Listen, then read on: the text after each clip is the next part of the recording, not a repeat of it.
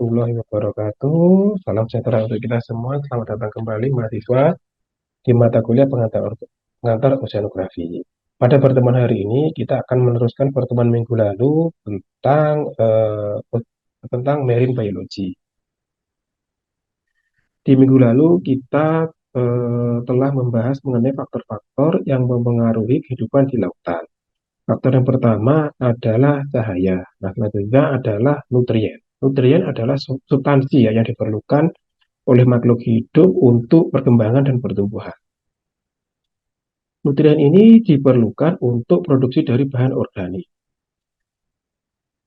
Seringkali perairan kita ataupun di laut itu mengalami kelebihan nutrien atau biasa disebut dengan nutrien loading.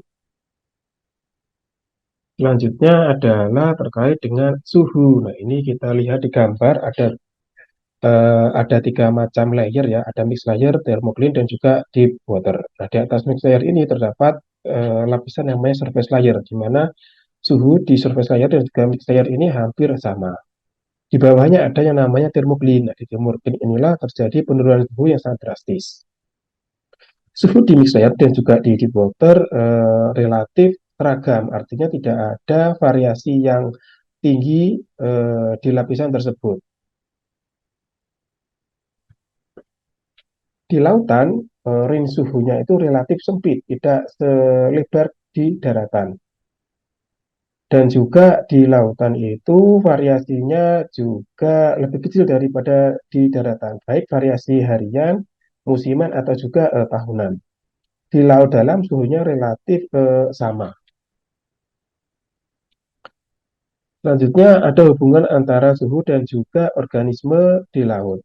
Kita sering mendengar istilah stenothermal. Stenothermal ini adalah organisme yang dapat bertahan di variasi suhu yang kecil begitu. Nah, biasanya ia banyak hidup di laut terbuka. Dan selanjutnya ada yang namanya euthermal, di mana euthermal ini adalah organisme yang mampu bertahan di variasi suhu yang luas. Biasanya organisme ini banyak hidup di daerah kostal ataupun di daerah pesisir.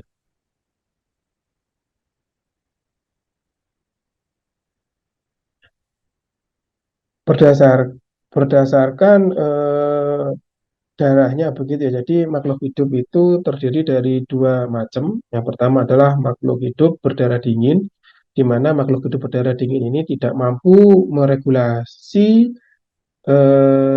suhu tubuhnya sendiri. Jadi perubahan di perubahan suhu akan secara langsung berefek pada kecepatan metabolismenya.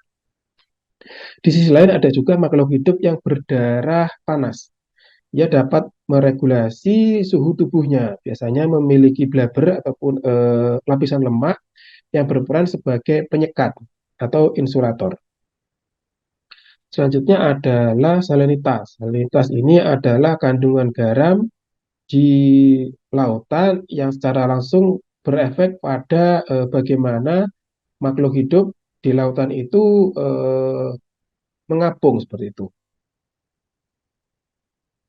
Nah, spesies telah mampu beradaptasi terhadap kondisi fisik ini sehingga mampu untuk mengatasi masalah ini. Nah, contohnya adalah ikan ya. Ikan ini memiliki swim bladder, di mana swim bladder ini biasanya memiliki kandungan gas di dalamnya yang memungkinkan ikan ini untuk naik turun ya. Jadi ikan ini naik turun biasanya adalah untuk menyesuaikan salinitas sesuai dengan yang ia butuhkan seperti itu. Nah, kalau tadi ada hubungan antara suhu dan organisme, sekarang kita ada ya istilahnya adalah hubungan organisme laut dengan salinitas. Ada istilahnya itu ada stenohalin, di mana stenohalin ini adalah organisme yang mampu bertahan hanya pada variasi salinitas yang rendah. Contohnya adalah hewan-hewan atau organisme yang hidup di daerah laut terbuka. Ada istilahnya juga euryhalin. Ini euryhalin ini adalah organisme yang mampu bertahan begitu terhadap perbedaan salinitas yang luas. Nah, biasanya organisme-organisme ini hidup di daerah kostal, contohnya di estuari. Selanjutnya faktor lain yang berpengaruh terhadap kehidupan di organisme di lautan adalah gas terlarut. Karbon dioksida dan oksigen dibutuhkan untuk hidup di lautan. Oksigen tidak dengan mudah terlarut di lautan. Jadi lebih besar 100 kali ya, lebih mudah terlarut eh, oksigen di udara daripada di lautan. Sedangkan sebaliknya karbon dioksida ini dapat dengan mudah terlarut di di lautan. Nah, ini kecepatan larutnya adalah 60 kali lebih cepat begitu karbon dioksida ini larut di lautan daripada di air, di udara. Hewan ini mengekstrak oksigen dari air laut melalui insang. Di insang inilah terjadi pertukaran oksigen dan karbon dioksida langsung dengan air laut. Kandungan oksigen yang rendah di laut dapat membunuh ikan. Nah, ini untuk struktur struktur dari insang dan juga lokasi dari ikan-ikan ini bervariasi ya antara spesies satu dengan spesies yang lainnya. Selanjutnya ada yang namanya pH. Jadi air air murni memiliki pH 7, sedangkan air laut ini pH-nya rata-rata adalah 8. pH di air laut ini cenderung stabil ya karena air laut ini merupakan larutan penyangga. Jadi ada yang namanya sistem karbonat yang berperan dalam kemampuan air laut sebagai larutan penyangga. Oleh karena air laut ini cenderung basic ya ataupun basa begitu daripada pure water ataupun air murni. Selanjutnya faktor lain yang berpengaruh terhadap kehidupan organisme di lautan adalah tekanan. Nah, tekanan ini akan meningkat seiring bertambahnya kedalaman. Jadi ketika kedalaman ini bertambah 10 meter, nah maka akan ada kenaikan tekanan sebanyak 1 atm. Lantas bagaimana organisme bentik atau deep dwelling animal ini bertahan terhadap tekanan? Nah, ini ada beberapa cara ya. Misalnya, biasanya organisme-organisme yang hidup di daerah dasar itu tidak memiliki suatu tempat ataupun cavity di dalamnya yang mengandung gas. Nah, biasanya mengandung cairan. Gitu kan. Itu adalah cara mereka untuk bertahan hidup dari tekanan begitu.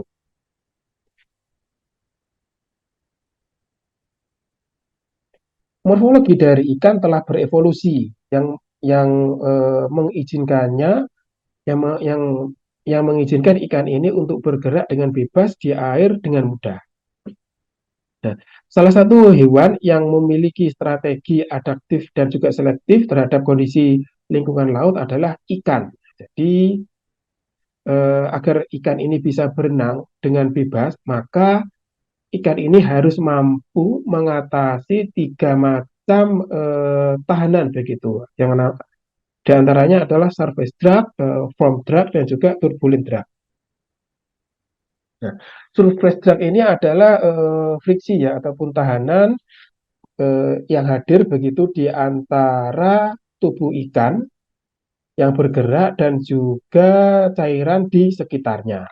Agar mampu mengatasi kondisi ini, ikan harus memiliki luas penampang permukaan yang rendah begitu sehingga dapat menurunkan juga dragnya.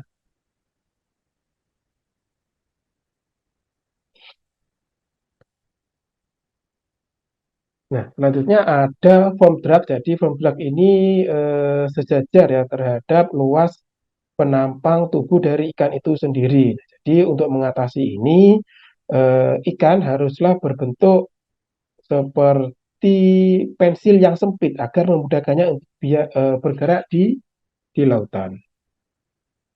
Selanjutnya yang terakhir adalah turbulent drag. Jadi ikan harus mampu mengatasi turbulent drag agar mampu bergerak dengan mudah. Nah, turbulent drag itu apa? Turbulent drag ini adalah friksi ataupun tahanan yang muncul dari turbulen, dari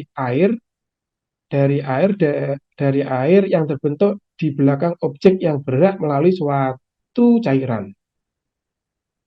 Jadi ikan harus memiliki bentuk seperti torpedo begitu agar mengurangi turbulent drag. Selanjutnya ada viskositas dan juga ada selanjutnya ada yang namanya adaptasi terhadap kekentalan dan juga kelurusan ya atau streamlining gitu. Jadi bentuk yang streamlining ini penting ya bagi organisme yang lebih besar. Ia akan mengurangi tahanan terhadap aliran fluida atau aliran cairan.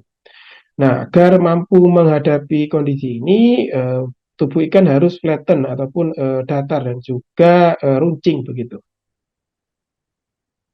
Nah, salah satu contoh ikan ya yang mampu mengatasi semua drag-drag tadi ataupun tahanan tadi adalah ikan tuna begitu. Jadi bentuk ikan tuna ini adalah bentuk ikan yang paling proporsional ya, yang memungkinkannya untuk bergerak bebas di lautan. Nah, selain itu ada bentuk strategi adaptif selektif lain berupa aspek rasio. Jadi kecepatan ikan berenang itu berkaitan dengan bentuk bentuk dari sirip kaudalnya begitu.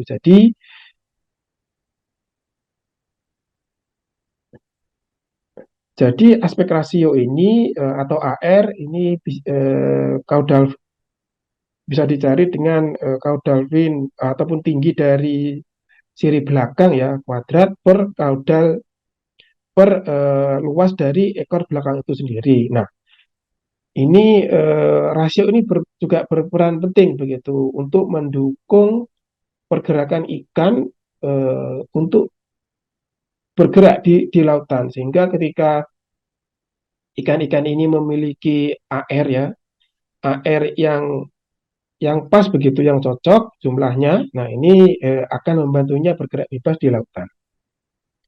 Baik, sekian. Ini adalah akhir dari pertemuan kita. Tetap jaga kesehatan, jangan lupa pelajari materi. Sampai jumpa di pertemuan berikutnya.